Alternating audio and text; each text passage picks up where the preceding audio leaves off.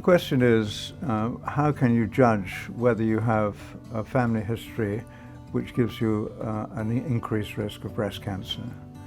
Women with a strong family history may, instead of the 1 in 9 chance of developing breast cancer during your lifetime, may be as high as 1 in 3 chance of developing breast cancer.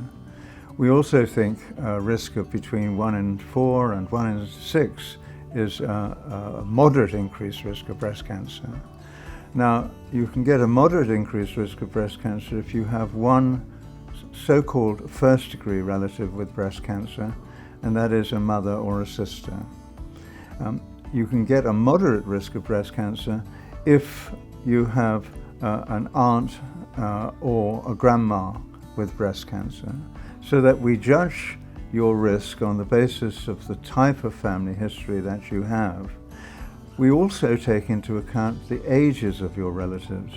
So if the cancers came on when they were young, that means that the risk is higher. So if you have one grandmother in the family with breast cancer at the age of 80, she will not increase your risk. But if she had breast cancer at the age of 35, that would increase your risk somewhat.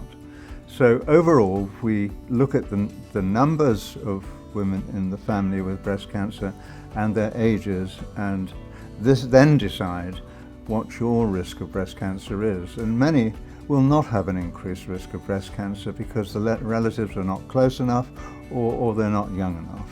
If you're worried about your family history, first go to your GP, and if they are concerned, they will refer you through to a family history clinic.